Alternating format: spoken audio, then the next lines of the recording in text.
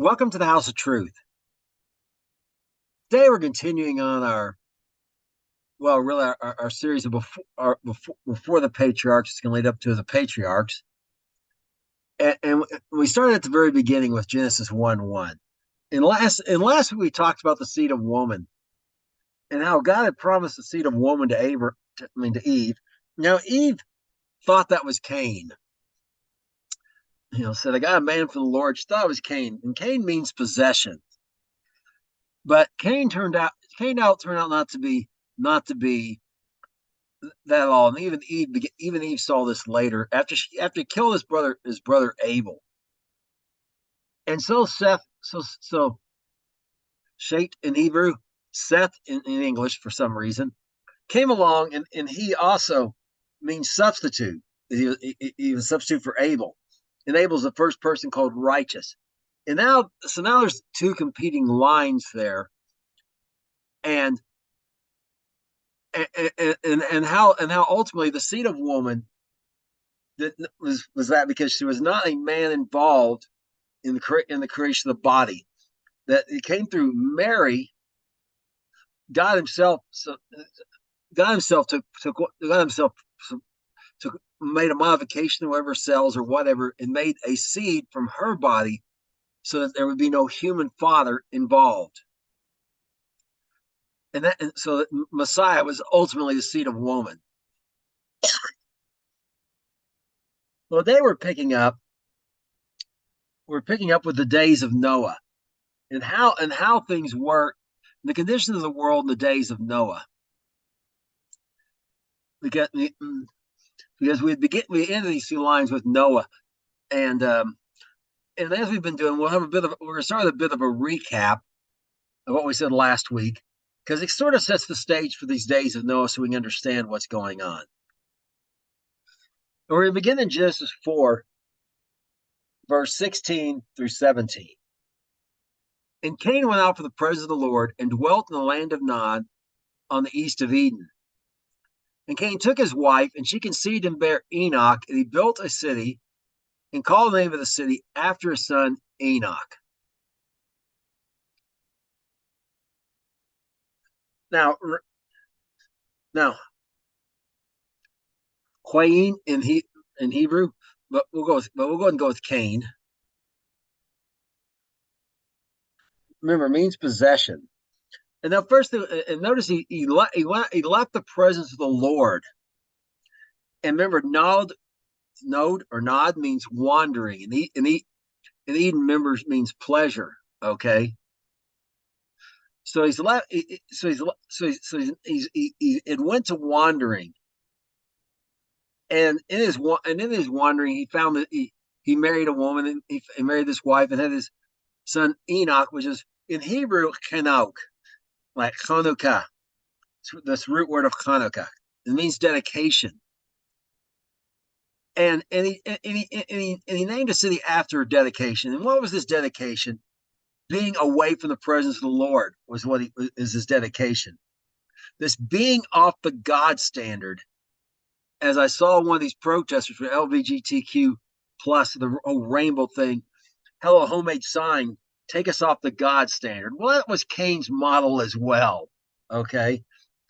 And that's what he was dedicated to. And that's when the first city that was built since Adam was formed out of the dust was called this dedication to being away from the presence of the Lord.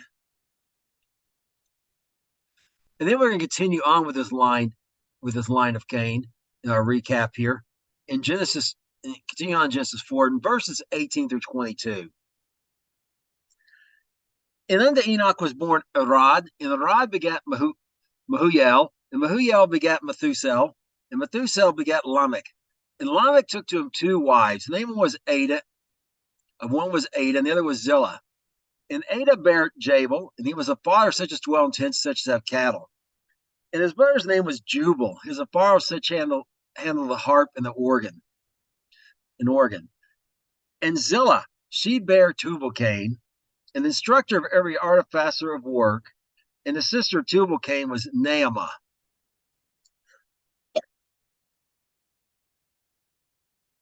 So So what we see here, we see this line, and we get down to the fifth. We get down from the fifth from Cain and Lamech. Okay, if you want to count, if you want, you want to count Cain, that'd be number six actually. Two, three, four, five, six. Okay, so now this guy is the first one to start polygamy. He took two wives, not to preserve his brother's seed or something like that, which God actually commands in a certain case. If a in certain case you might, if a man died and didn't have any children, and all of his brothers, one of his brothers was to marry his wife and raise up seed, and if all they were all married, one would have to have two wives, but not for that, but for lust. Okay, and Ada in Jabal, and we saw this last week. Jabal, notice Cain, remember, a wanderer. Well, these that dwell in tents and have livestock. Remember, you see the word cattle in the King James. It doesn't necessarily mean cows; it can mean livestock in general, including camels and horses and whatever. Nomads, in other words, they develop this nomadic lifestyle, modeling themselves after Cain. This guy does. And remember, the harp and the organ is even modern organs with the keys have big pipes, right? It's about wind instruments, piped instruments, okay. And indeed, the generic word for a horn instrument in Hebrew is a uval. Same word here as jubal. Translated as jubal in English here. And strictly speaking, it's similar to shofar, but it's made of a horn, but it's long and straight, typically out of an oryx horn. And but it's very generically for, so all musical instruments came. So what do you see? So you start seeing, and lastly, the technology of the day is also from his other wife. Has this son named Tubal Cain. Notice the Cain in it. It's kind of like walking after the manner of Cain. So Cain's become a kind of a role model for society. And he's kind of exalted, and we'll look at that in a moment here.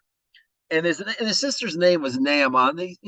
All these names have meaning. There's a reason why everything's given in the Bible. The Bible gives us no unnecessary details. And her name means loveliness. And we'll see how that plays into the narrative as we go along. Okay, so she's very pleasant to look upon. Now, the first woman mentioned as being especially, her name suggests she's especially beautiful. So we got this society, and again, notice it's all about Cain. It's based on him and his actions. And remember, Cain's line here is the off the God standard line. Okay. And we continue on in Genesis 4:23 through 20 verses 20, Genesis 4 verses 20 through 24. We read the following. And Lamech said to his wives, Ada and Zillah, hear my voice, you wives of Lamech. Hearken to my speech, for I've slain a man to my wound, a young man to my hurt, and if Cain be avenged sevenfold, truly Lamech 77-fold. So Lamech 6 from Cain, and Tubal Cain being the seventh, right? Counting Cain as number one. And so now you got completion here, and notice what this completion of the line at Cain is. We're not talking how long these lines, how long these people lived or anything, but now you've got this society that's off the God standard. And now look, Cain was avenged. Remember, he got marked because he killed his brother Abel. There was no law against these people. People will kill me for killing Abel. And God marked him so he wouldn't. Well, Lamech's now said, instead of seeing God's grace and going, he's taking this as a license to kill, literally. And so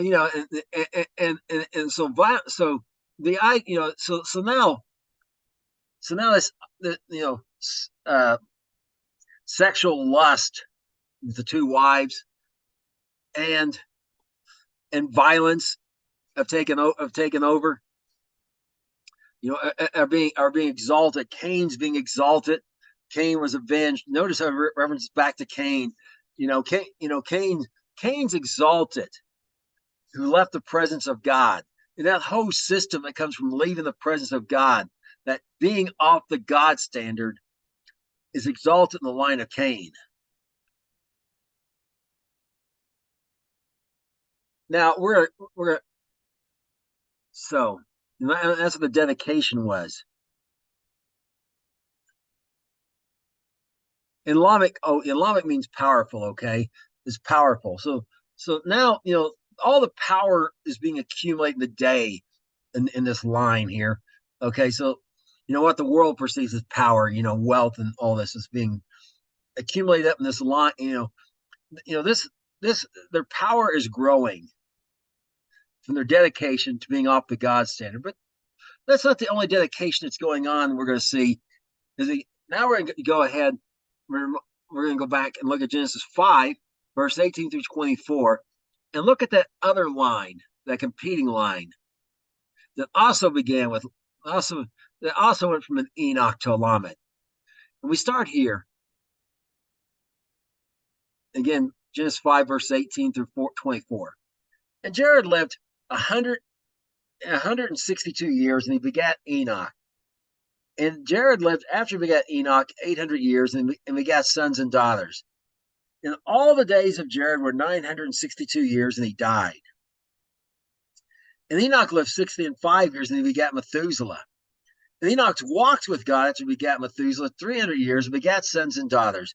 And all the days of Enoch were 365 years. And Enoch walked with God, and he was not, for God took him. Remember, Enoch is really Kanok in Hebrew, Hanukkah, dedication. Notice this dedication is what? To walking with God. Dedication to being on the God standard, not off the God standard.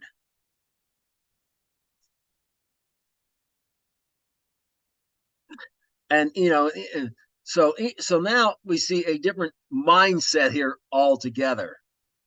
This line is those who are on the God standard, and they're kind of shrinking as time goes on. Remember, Lamech means powerful, right?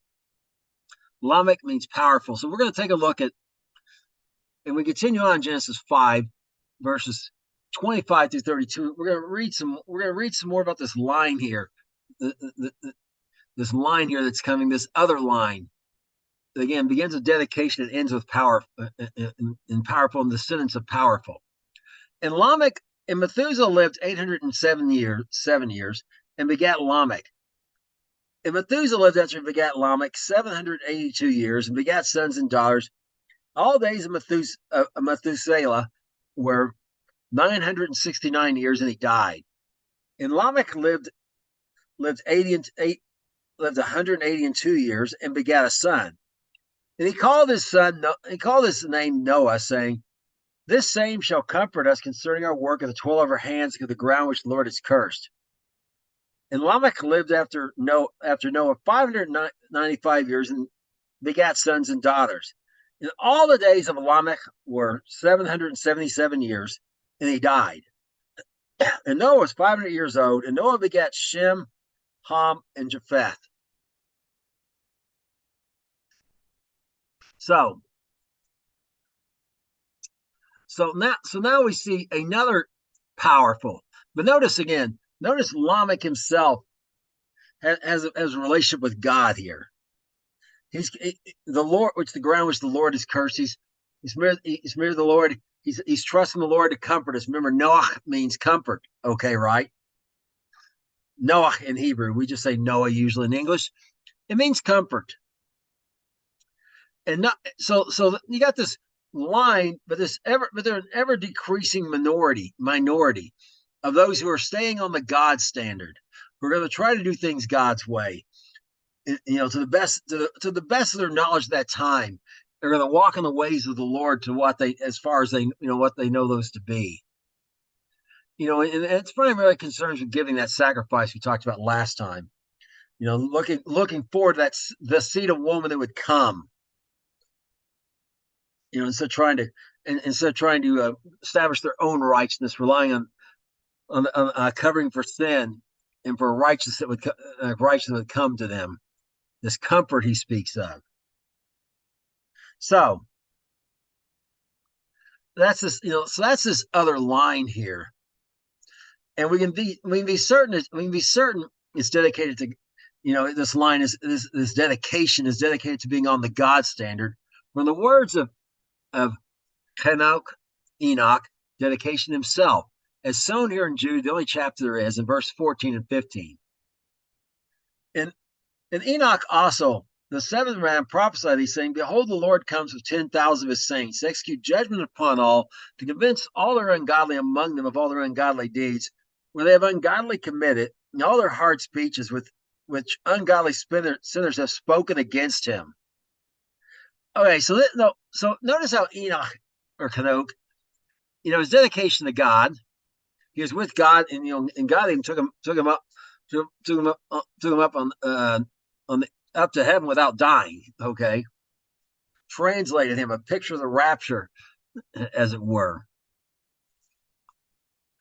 And but notice what he says about the people, the line of the world around him.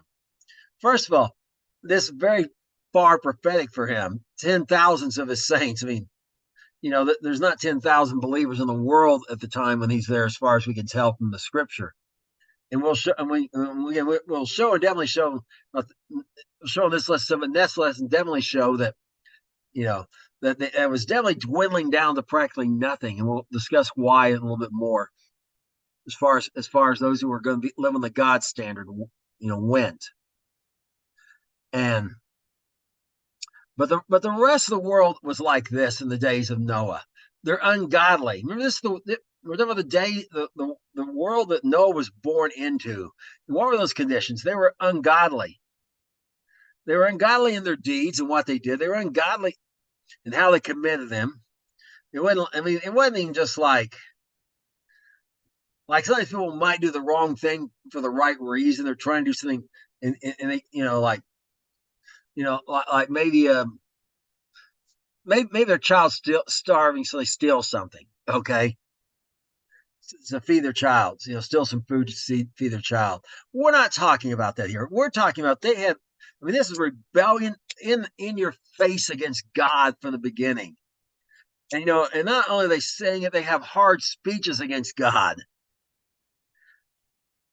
That is most of the world in the days of Noah. That described most of the world, with this very small, dwindling minority who was doing the opposite, who was dedicated to walking in the ways of God. Now, remember how we said Naaman meant loveliness? Well, and perhaps that clues us in at the time when this next part began, because another problem is cropping up was existing in the days of Noah, and indeed after. And we'll discuss that actually quite a bit, what this means. But we're going to begin here in Genesis 6. We're going to go to the next chapter now, here in Genesis 6, verses 1 through 4. And it came to pass, when men began to multiply on the face of the earth, and daughters were born unto them, as the sons of God saw the daughters of men that they were fair, and they took them wives of all which they chose. And the Lord said, my spirit shall always strive with man, for he is also flesh, yet his days shall be 120 years. There were giants in the earth in those days. And after that, when the sons of God came to the daughters of men, and bare them children, the same became mighty men, which were of old, men of renown.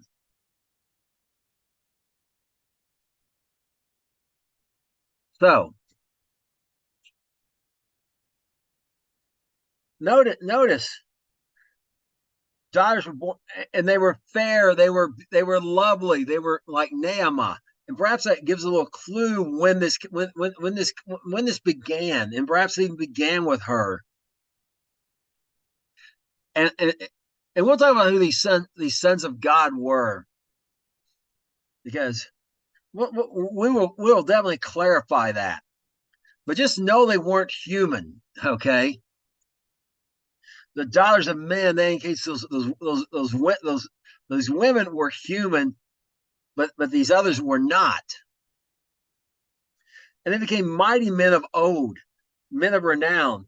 And what we're talking about here, and we'll expound upon this a little more. When it says these men of renown, men of old, it's talking about like people like Heracles in Greek, also Hercules, perhaps we might say more commonly in English. Um, who had a father that was a god, and his mother was a woman, was a human. I'm saying his mother was a human, and he's got this demigod status, where he's kind of semi-mortal, okay, semi-immortal or semi-immortal or semi-mortal or whatever you want to say, where he's not going to die from old age and disease, but he can be killed, that kind of thing. They can be killed by violence or whatever, that sort of thing as well, okay. And Perseus and the like, and the Greek mythologies are full of these people like this, but it's not just limited to them. And anthropologists have found there's similar stories among virtually every culture in the world, of this sort of thing.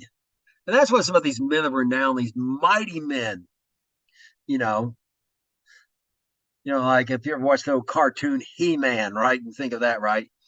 Or Thor, Thor, if you've seen the Thor movies or anything, or read the comics or anything with Thor, he's always gone about being mighty, huh? That's what we're talking about here, okay? And, and, so these men that were demigods is perhaps the term you would use, okay, that's what it's referring to here. So, and we'll go into that in a little more detail, but let's continue on. But we're going to continue on these with the effect that has on the earth, okay, the appearance of these people. And those before and after, we'll talk about that in a moment later also. And God's before and after, okay, those days, the days of Noah, and after the days of Noah as well. And we'll just look at that in a moment. Give us a clear picture of what it's referring to there when we look at the after. So we continue on Genesis 6 and verses 5 through 10. We're going to read the following. God saw that the wickedness of man was great in the earth, and every imaginative thoughts of his heart was only evil continually. And it repented the Lord that he had made man on the earth, and it grieved him in his heart. And the Lord said, I'll destroy man, from whom I have created in the face of the earth, both man and beast, and the creeping things, and the fowls of the air, for repented me that I've made them.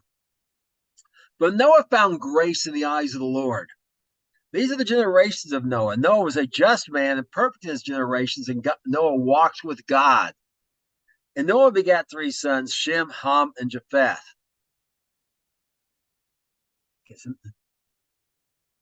Note for a future, and we'll talk about that more in the future. No, that's again, that Shem, Ham, and Japheth are mentioned a second time.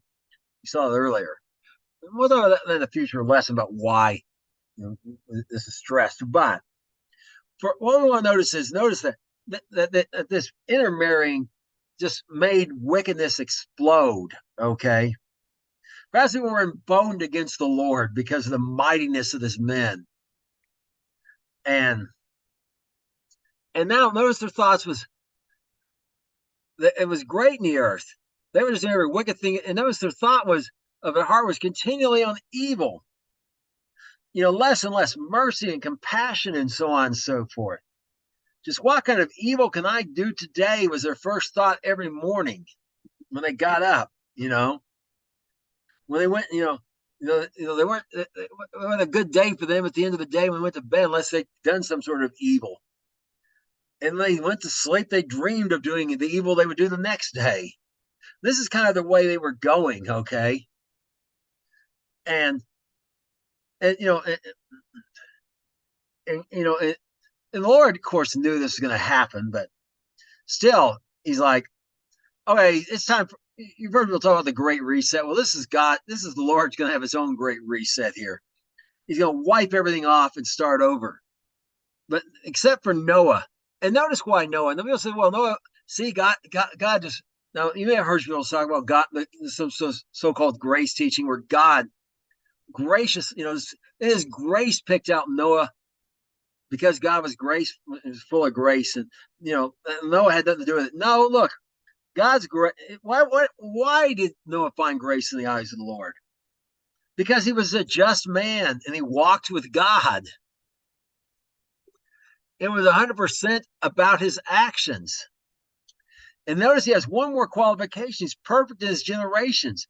Remember that we just talked about how this hybrid, half human, half something else breed was going on the planet. Well, those people were those hybrids were marrying human women, having children, and so on and so forth.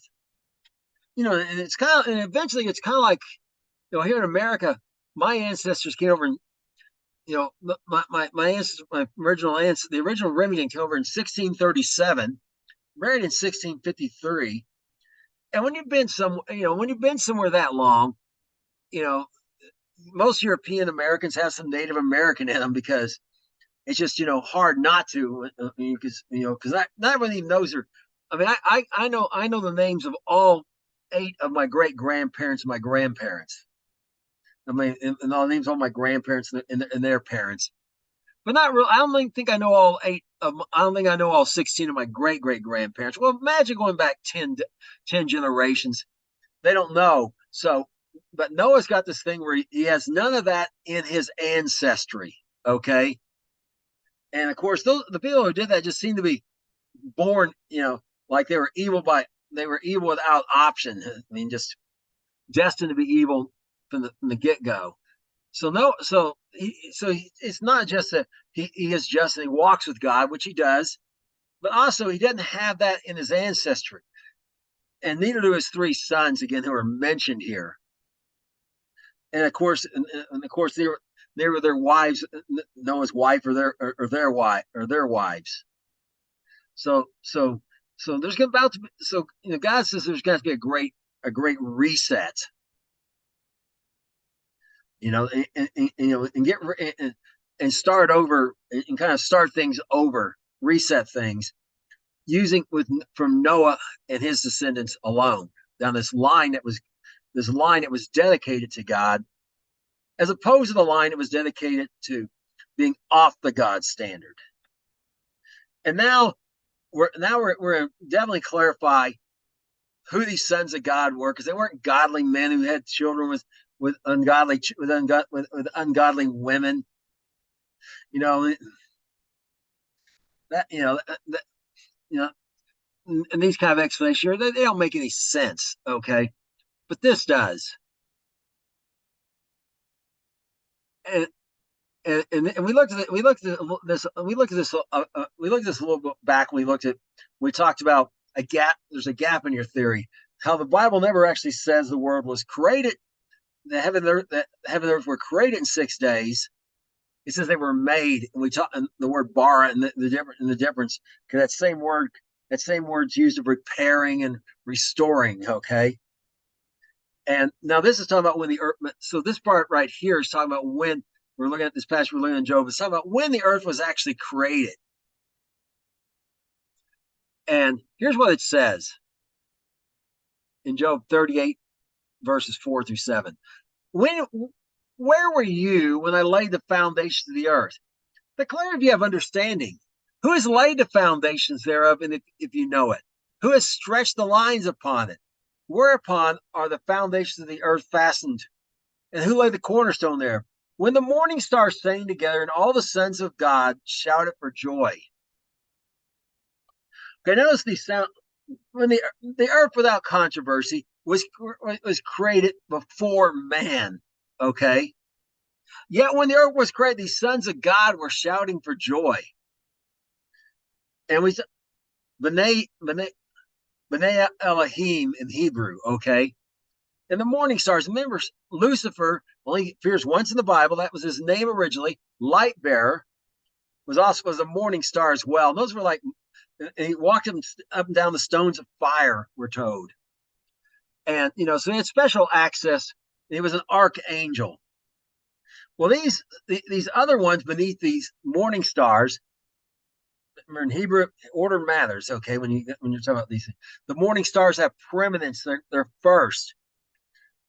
The sons of stars. So the sons of God are angels, are other angels. Okay. So now we're talking about angel. So this tells something about angels. First of all, well, they're spirits. We're told that, but but we're also man is a spirit and has a spirit and is a spirit. Like when Lazarus, the rich man, their body goes to the ground, their spirit, their spirit goes to goes to Sheol, the unseen place where the rich man's in the lower hell, the lower Sheol, in torment, and Lazarus is up there above him with Abraham in paradise, but they're both in Sheol. But their spirits are there, not their bodies. Their bodies are dead up on the earth. Okay, so angels have a spirit, but they also have a body. They can material and they can materialize and dematerialize. Well, they obviously materialize to have these children. Okay, you know, angels actually, angels have a body, and that's why you can entertain angels unaware and accept because they have a body. So what we're talking about is this talking about fallen angels start trying to corrupt the human race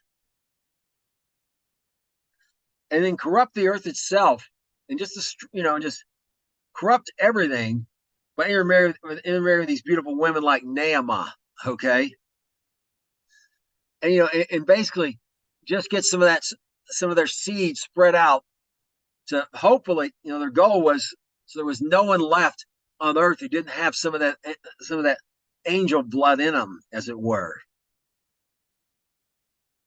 So that's a very important thing to understand about the days of Noah.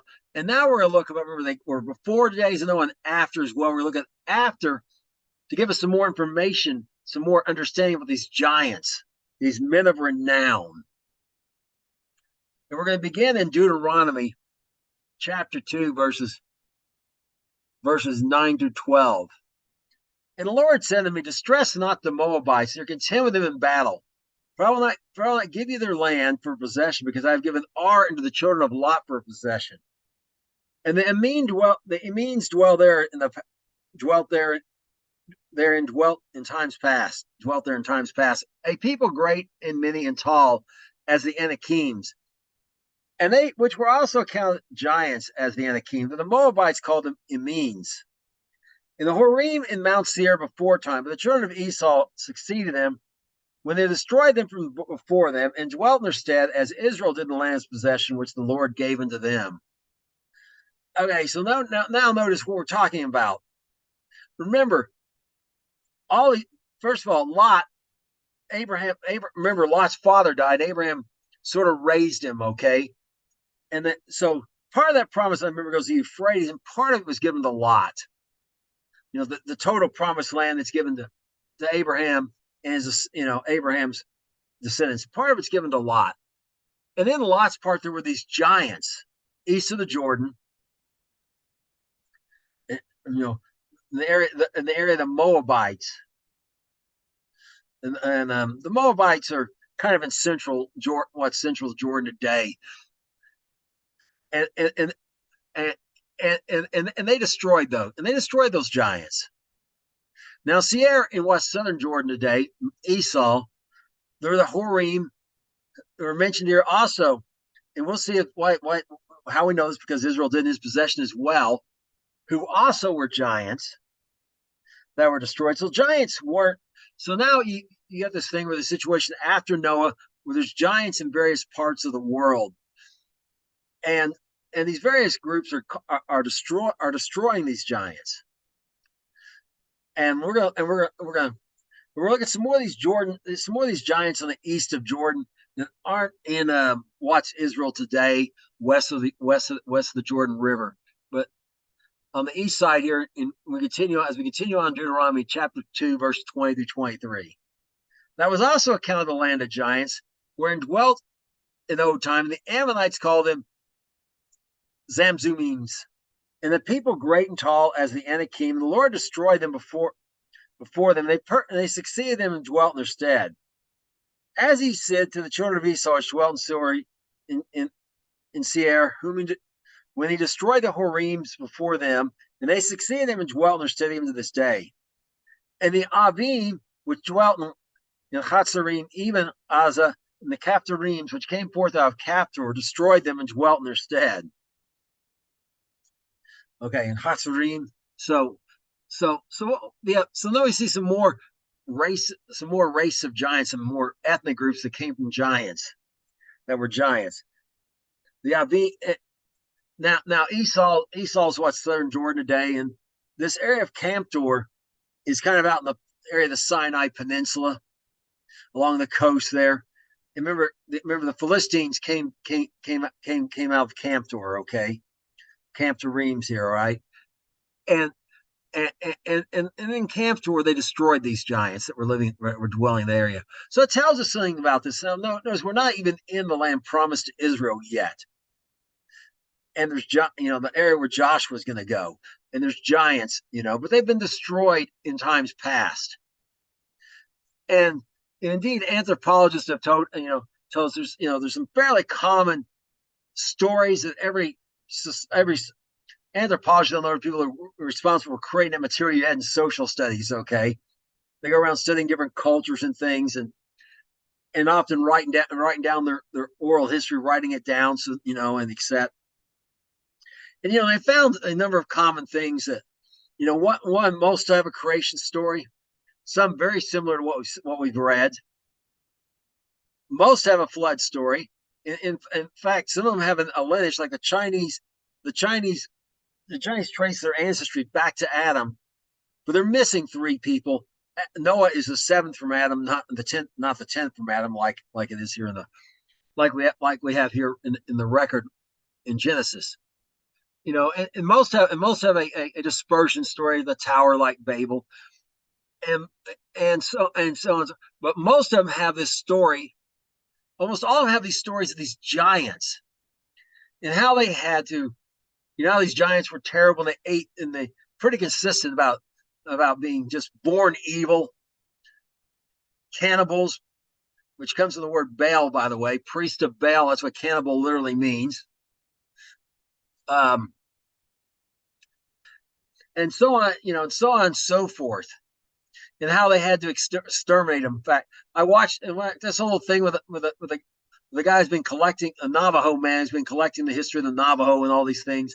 And he was talking about the giants, the giants in their oral history as well. So the giants weren't just located in the promised land to be a thorn in Israel's side or keep the Israelites out or anything like that you may have heard. They were before the flood and went to, and now this program got started again after the days of Noah, to continue, to try again to pollute the human race. But now after the flood, different attacks went on. People aren't glorifying them and doing all those things. There's some of that, but largely they're destroying them.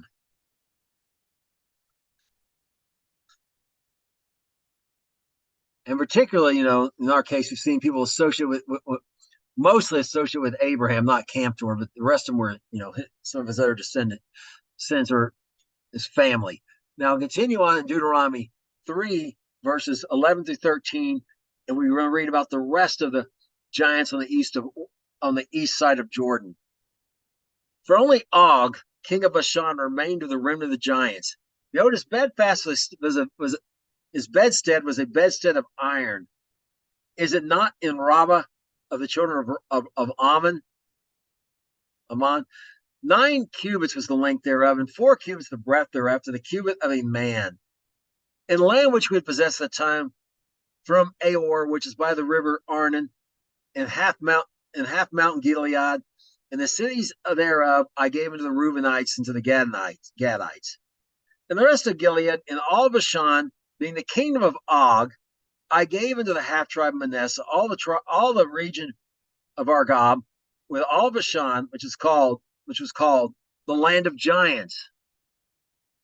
Okay, so this land here is north, you know, part of what's the not the Galilee, part of what's Bashan's up in the area of the Golan Heights today, around that area. You know,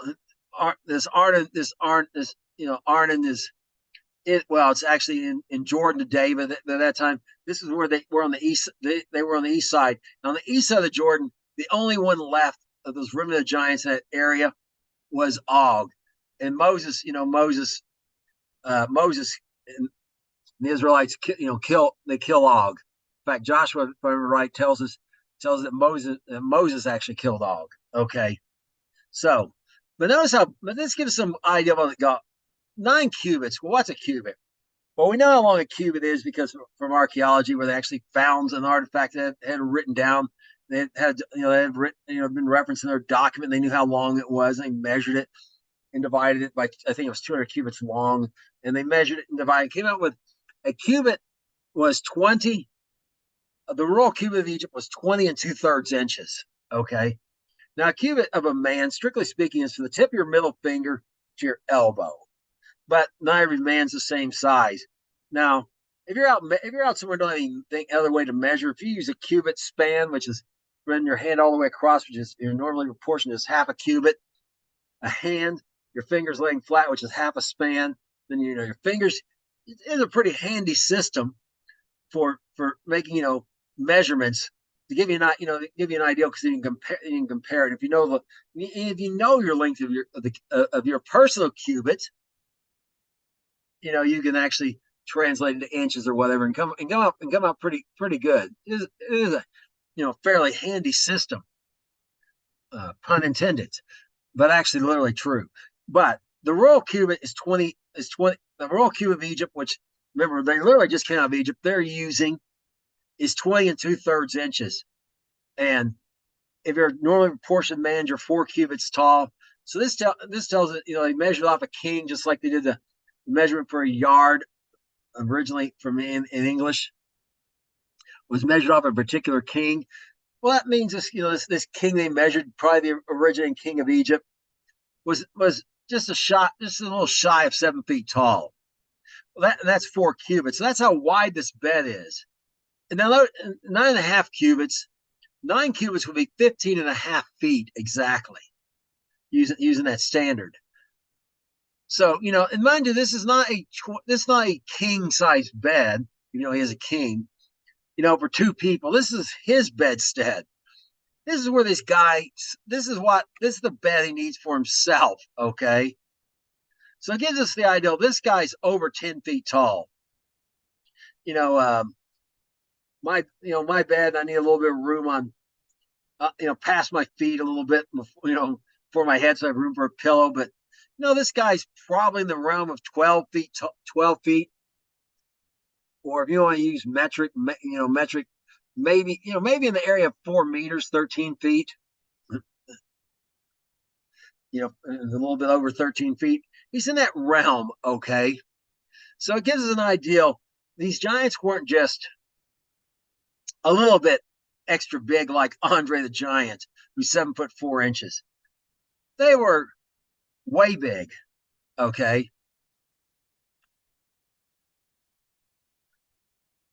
Now we're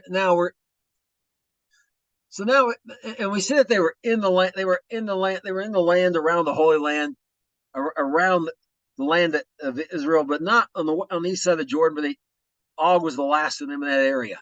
But now we're read about the land west of the Jordan and see what the condition was there.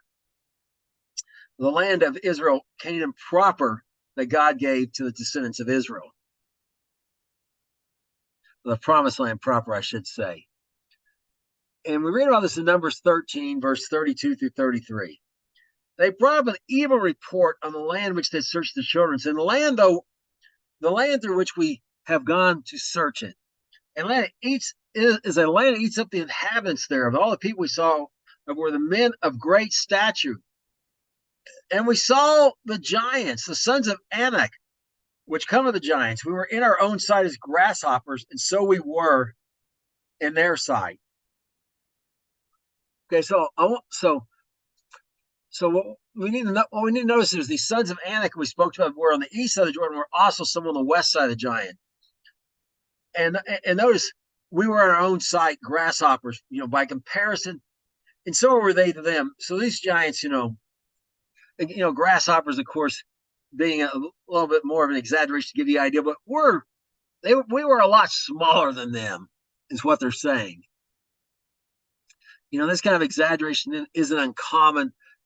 The Welsh, the Welsh in their history wrote about the Romans invading and called them dwarves invading from the east.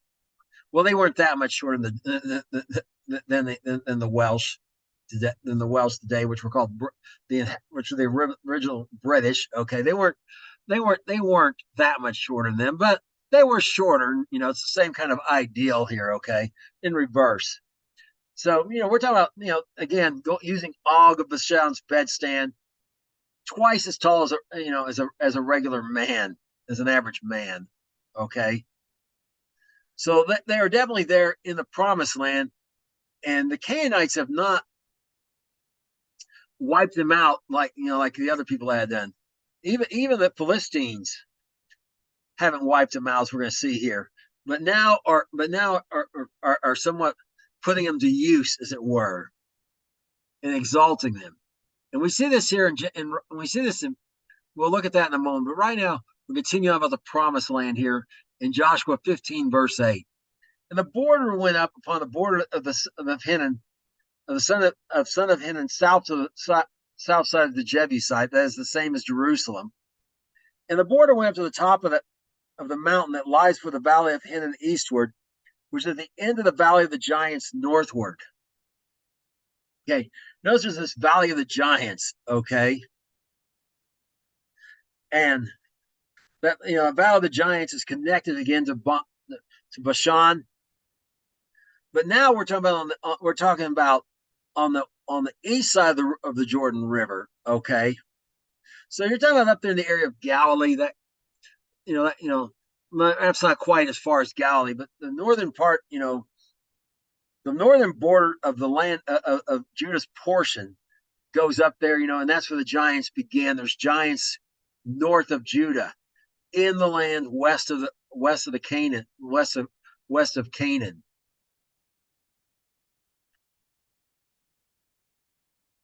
And that's the only place there. They're also in Judah itself, as we're going to see here in Joshua 15 verses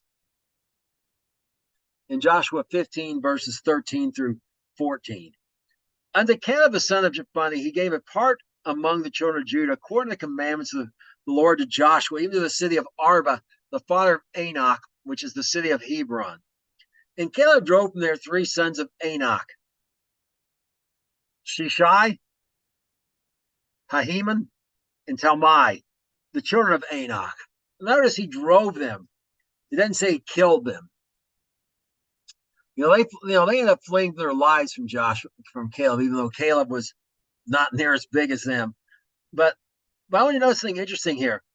Arba is a father of Anak, so Arba's and the city's named after his father.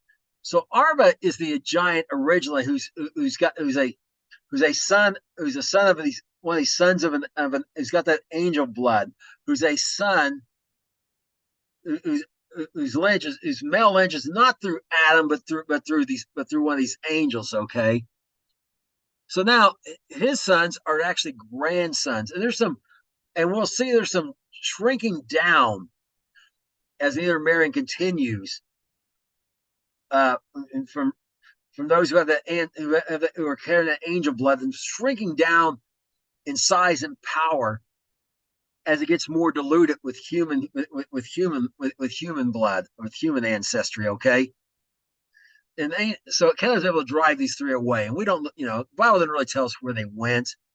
We don't know, but notice they're in Hebron, and Hebron's right there at the edge of the desert on the in Judah, and so they're kind of everywhere in the promised land when Joshua's there. Now he drove them, but so they were there before Joshua came when the 10 faithless spies reported them. They were there when Joshua was there. But now we're going to look at, towards the end of Joshua, we're looking at what Joshua says about the condition as he's about to leave this earth himself. In these tribes, he's mapped out their possession, but they don't really have control of everything yet.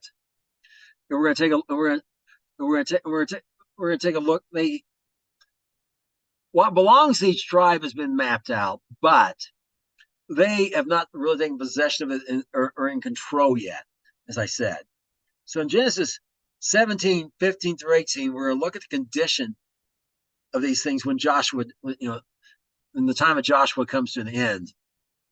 And Joshua answered them, so if you be a great people, then get you up to the wood country and cut down for yourselves there in the land of the Perizzites and of the giants. And Mount Ephraim be too narrow for you.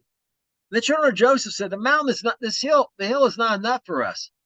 And all the giants that dwell, all the Canaanites dwell in the land of the valley, have chariots of iron, both they who are of Bethshean and her towns, and they in the who are the valley of Jezreel. And Joshua spoke unto the house of Joseph, even to Ephraim and Manasseh, saying, you are a great people and have great power. You should not have one lot only. The mountain shall be yours, for it is a wood, and you shall cut it down. The outgoings of it shall be yours. For you shall drive out the Canaanites, so they have iron chariots, and though they be strong.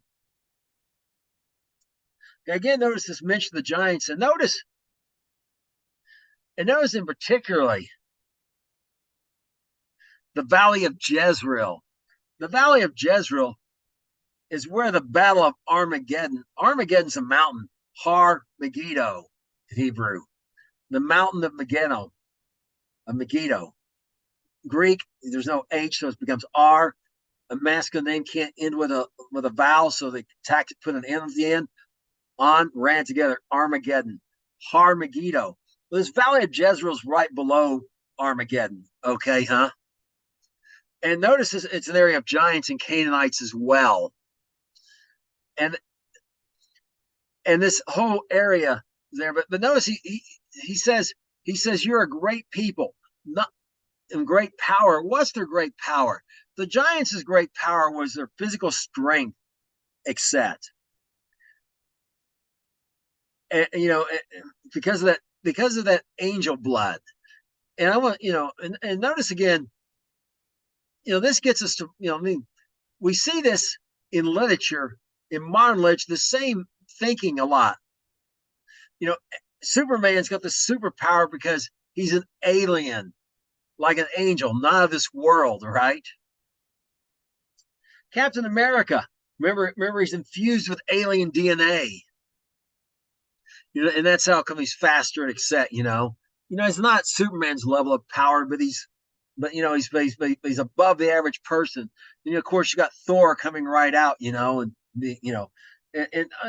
modern literature you see the same mindset that's setting the world up for this. Okay, except again idolizing these giants as it were, but they're the power. Why are they a great people? Well, there's a lot of them. And that's why they just can't grow enough food and stuff on this one mountain by by itself, and they're all just gonna be crowded in, packed in like like sheep in a overly crowded sheep pen. If they sit there stepping on each other, so to speak. But they're also great in power. Their power is not from their physical strength and size. The giants had the advantage there. And it's not from their technology. The Canaanites have the advantage there. It's from God. God's the one that sent them into the land, and God has been with Joshua, and God will be with them to deal with these giants. And you may feel like you have a giant in your life, but God will be with you too if you'll commit your ways to him, to deal with the giants in your life as well. And you'll find that strength from God greater than the strength of your giants, as Joshua is telling them. Now we continue on in 1 Samuel 17, verses 4 through 7. And there went out a champion. There went a champion out of the camp of the Philistines, named Goliath of Gath, whose height was 6 cubits and a span. He had a helmet of brass upon his head, and he was armed with a coat of mail. And the weight of his coat, and the weight of the coat was 5,000 shekels of brass. He had greaves of brass upon his leg, and the target of brass between his shoulders. And a spear and a staff of brass. And the staff of his spear was a weaver's beam. And his spear's head weighed 600 shekels of iron. And one bearing a shield went before him. Okay, so you get the idea that this guy is big and he's strong. We're going to talk about how big, though, here for a moment, because it's worth talking about. It says 6 cubits here. Okay, and I've always known it to be 6 cubits in a span. And one day a friend of mine said, Goliath really wasn't 6 cubits, he's only 4. I'm like, nah, that's not true. It says, and I shook him. He says, nah, go. He had me go. He says, go look in the Septuagint. I go look in this, look into this Septuagint.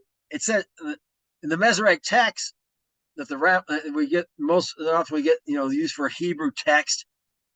It says 6, but there in plain Greek in the Septuagint, the Greek translation, it says 4.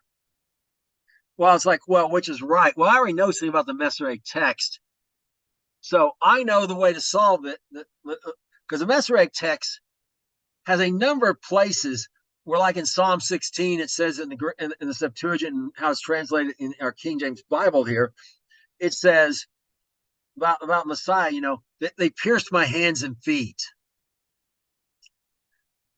And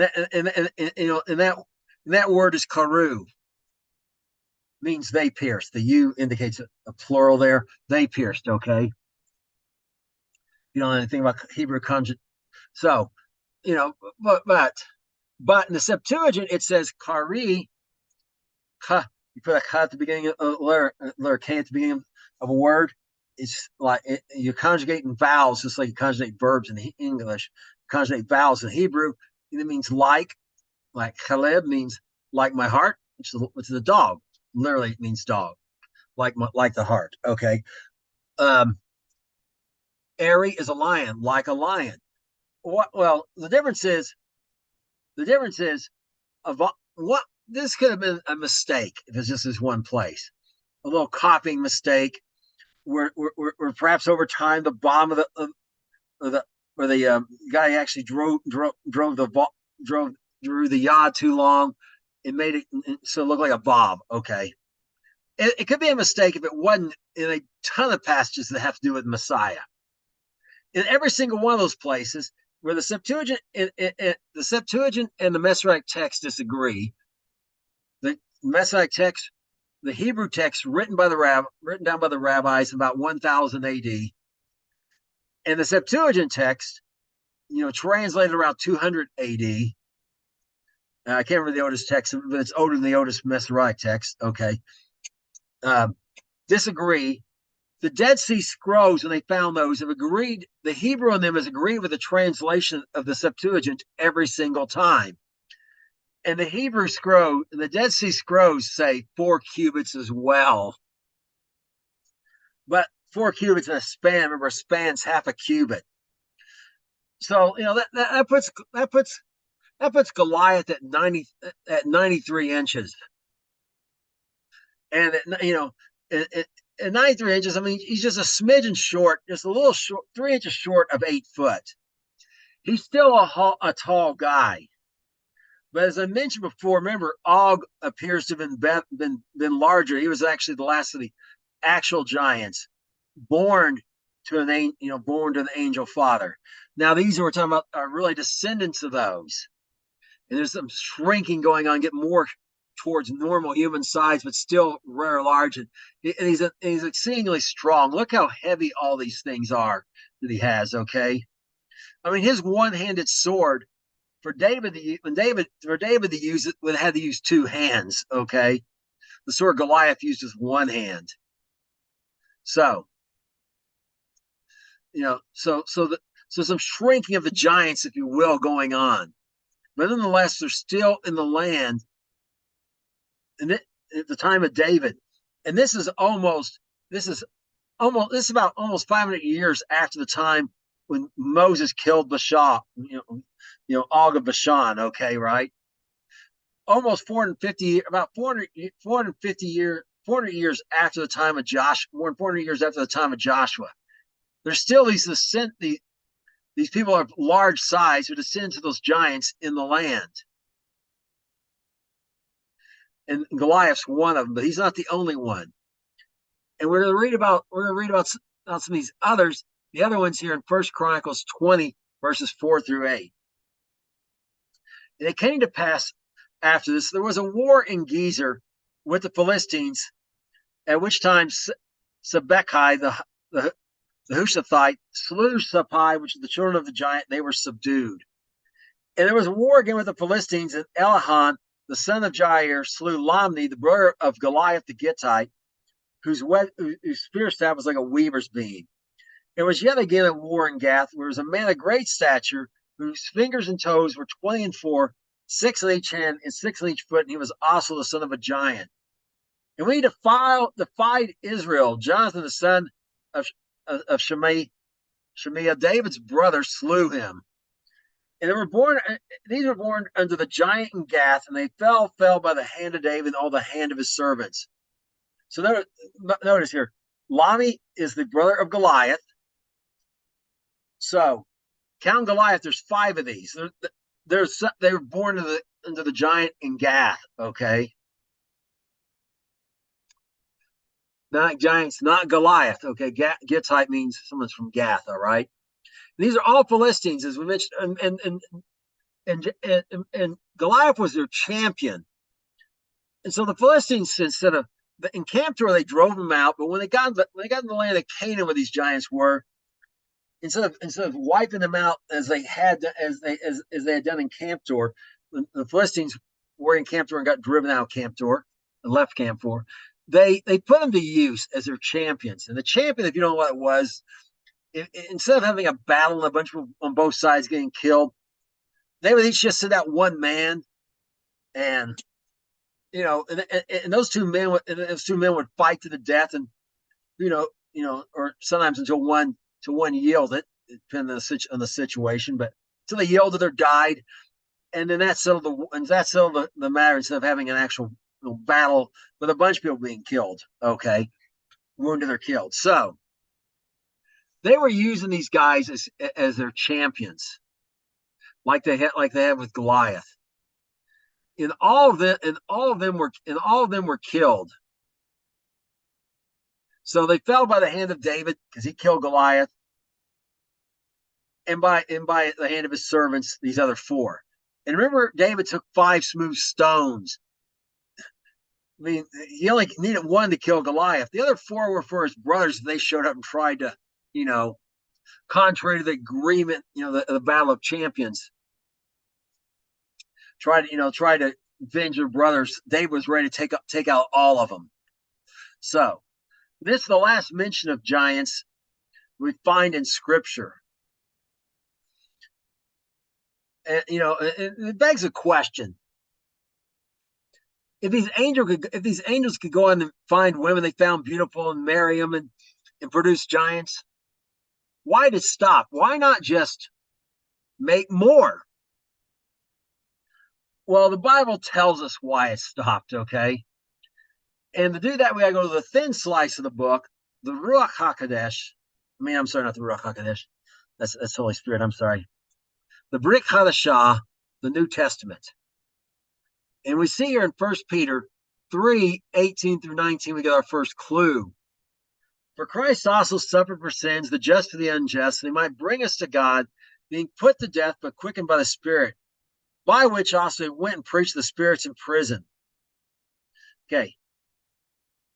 By death, he went to preach the spirits in prison. So I wrote a blog post a long while back called 4 Busy Days. 4 because of 3 days between his death, and 3.5 really between his death and resurrection. And then remember he told Mary, "You can't touch me. I got to ascend." He was busy that day too until evening, and end of the 4th day. And one of the things he did was preach these spirits in prison. Well, why are these spirits and why are they imprisoned? Well, we're gonna we're, we're going to go to Second Peter 2:4 to get some more information to clue us in on this. For if God spared not the angels that sinned, but cast them down the hell and delivered them to chains of darkness, preserved for judgment. Okay, well, what angels that sinned? I mean, Lucifer had already rebelled against God. He's not in hell. Satan's alive and well on planet Earth. We're told he's the god of this world. We looked at a previous lesson how Satan, the fallen angels, and the demons, are basically mostly, for the most part, running rampant on planet Earth in the second heaven.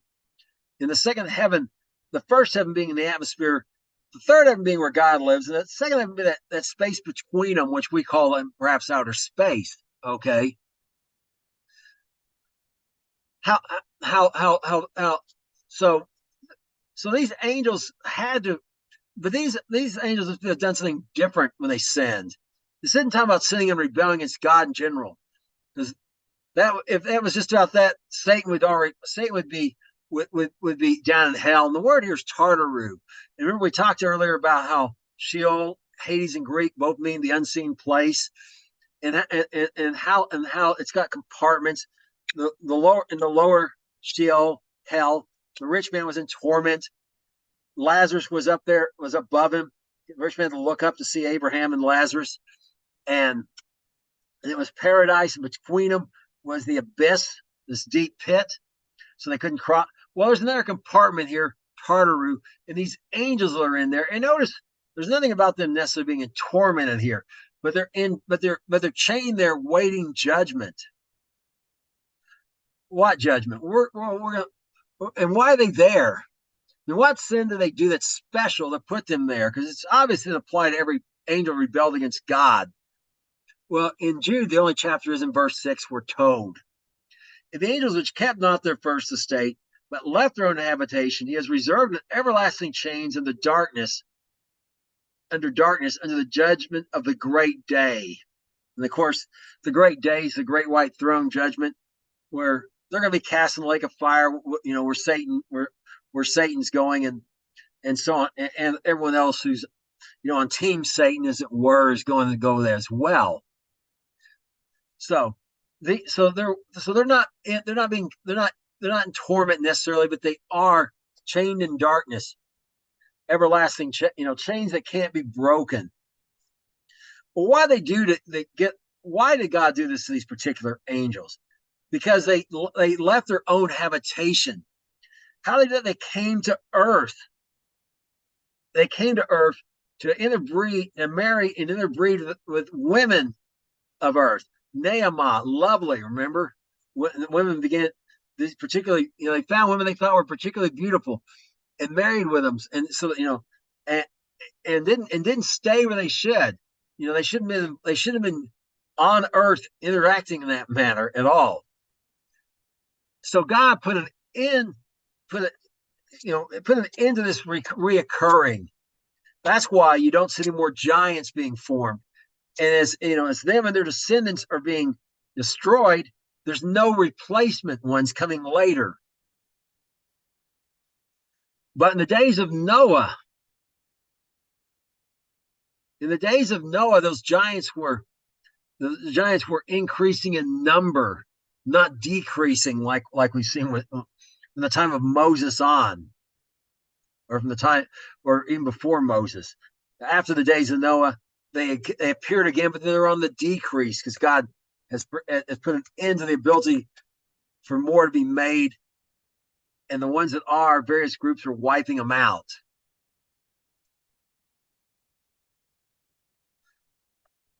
So we're going to conclude today with that there's one more of these. There's something else about, remember, all this evil is going on. Man's mind's on evil continually because of these giants, and this whole system of, off the God standard system that at in the days of Noah, the world had adopted at large, and there's that continually ever shrinking minority who's on the God system.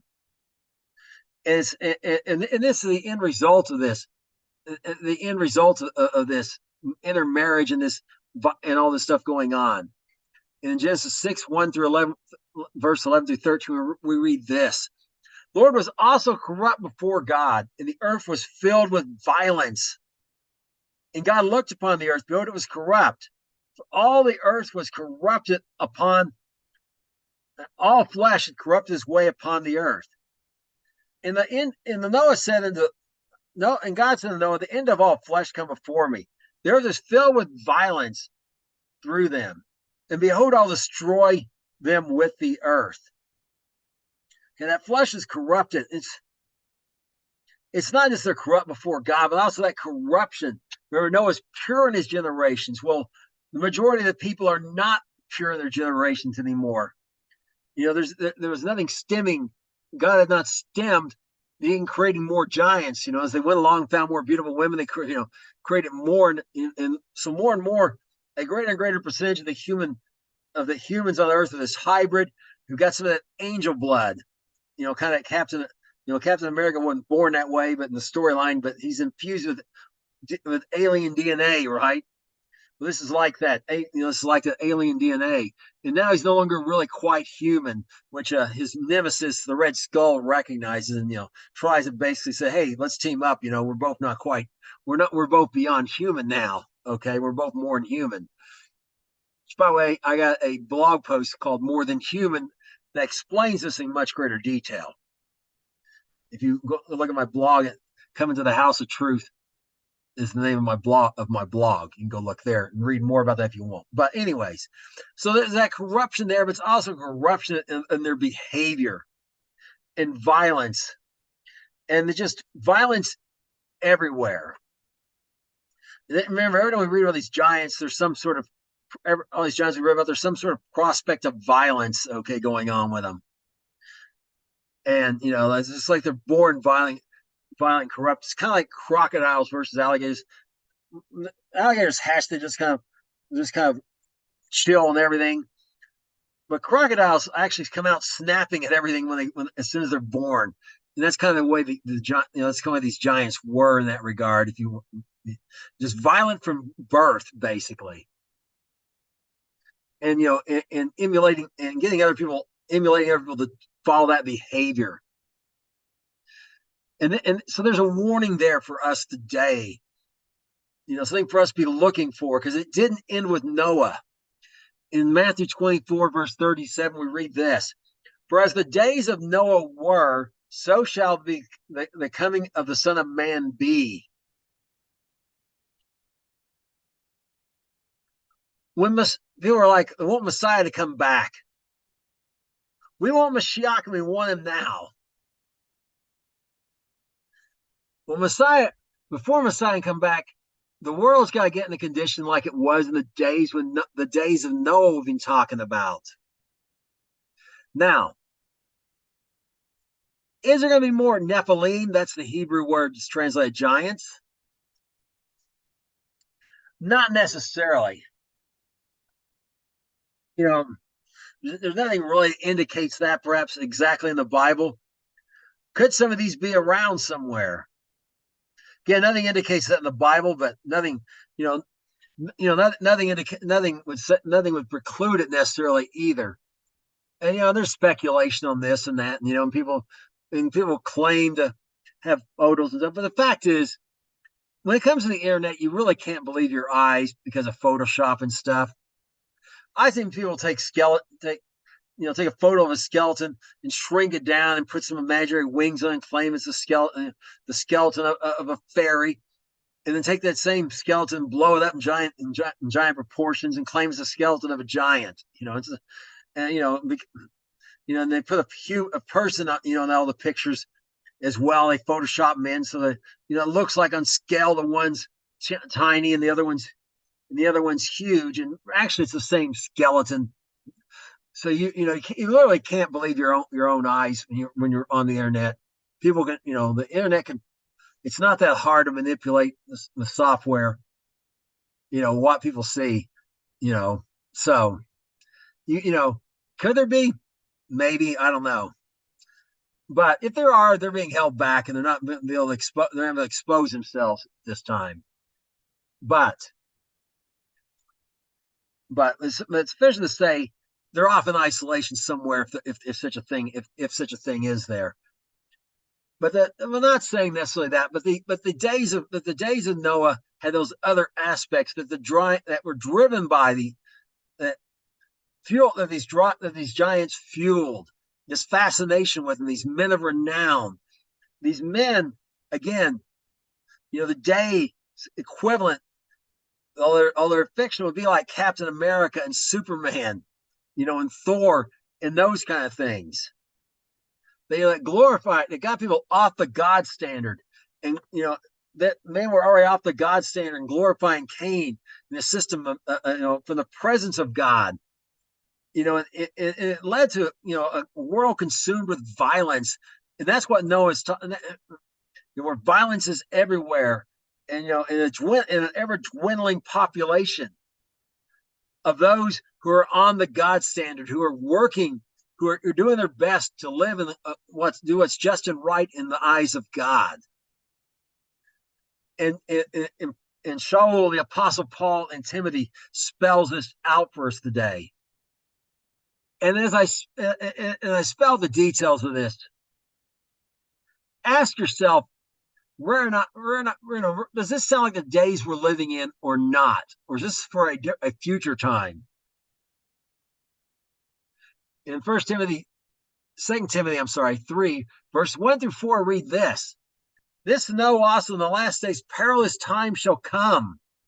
For men shall be lovers of their own selves, covetous, boastful, proud, blasphemers, disobedient to parents, unthankful, unholy, without natural affection, truce breakers, false accusers, incontinent, fierce, despisers of those who are good, traitors, heavy-minded, lovers of pleasures more than lovers of God. Okay, that word perilous literally means demonic. Okay, and we talk about demons and their association with Satan, before, and how they came into being. When we talked about our lesson, when I talked about my lesson, there's a gap in your theory, and how it explains the origins of demons and stuff. But the demons, are on Team Satan for sure. We're under Satan, they're under Satan's command, just like these fallen angels were. Okay, so there's that similarity to the giants in that regard. But remember the days of Enoch, about the ungodly speaking ungodly word hard against God, blasphemers, lovers of pleasure more than lovers of God, not wanting to be on the God standard, fierce, violent, and they're not thankful. Just like those people we talked about with Lamech. He sees the grace of God. He says that God didn't do anything about it, and therefore there wasn't painful immediate consequences. So therefore, it's a license to just keep doing it and going on and getting worse and worse and worse. So I say, to me, it looks like we're in these demonic times today. There's more violence. I realize there's more violence going on the earth, more war going on the earth anytime since World War II today. It's just not one big group of countries against another big group of companies organized so well. But it's just all over the earth. It's not like, again, it's not like a it's like instead of having to deal with two giant rats, you're having to deal with 1,000 cockroaches. Okay,